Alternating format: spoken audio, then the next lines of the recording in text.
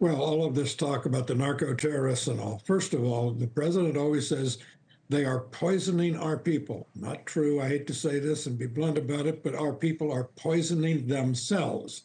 No one stands with a gun at the head of an American and says, take this fentanyl. Second, to confuse crime with war is an extremely dangerous, slippery slope to get on. Third, we're depending on intelligence from whom I don't know to identify who these people are and what's on their boats. We had intelligence say it was a slam dunk that there were weapons of mass destruction in Iraq. Not true. We missed the terrific intelligence failure at Pearl Harbor in 1941 and the Tet Offensive in 1968. Intelligence is an iffy business. Killing people is not. It's final. And we ought to be more sure than I think we are when we go about this.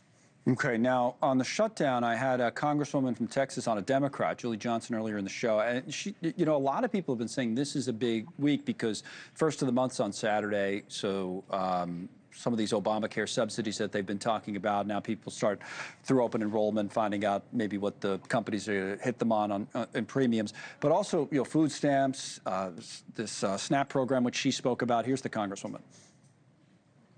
The president could absolutely fund SNAP through November. The funds have been appropriated. They're in the account. He is choosing not to. So the administration is intentionally choosing to make about 40 million folks, lots of moms, lots of kids, lots of seniors, go hungry this November.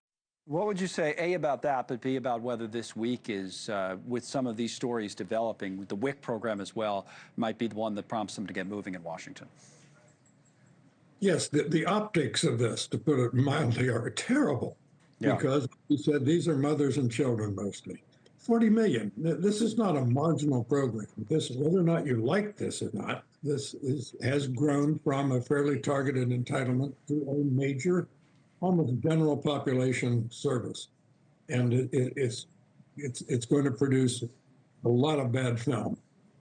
Yeah, and will it produce an incentive to open up the government? Everybody's been trying to figure it out, and I know this is the way it always is when these shutdowns happen, but this is the second longest we've ever had, where people say, well, I don't see any sign of them moving, and you know, both sides are still dug in, and they are until they're not, but what moves them this time? Partly we've had our intelligence bewitched by careless language. This is a partial government shutdown.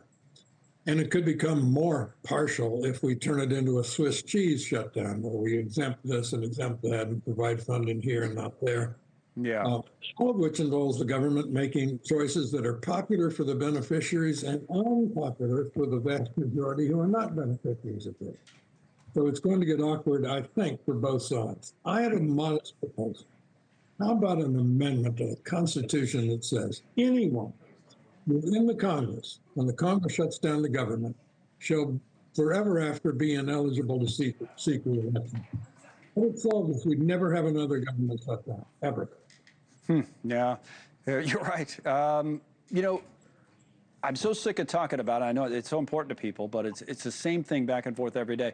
Thank you for watching. Subscribe below and download our NewsNation app right now on your phone, and you will get fact-based, unbiased news for all Americans.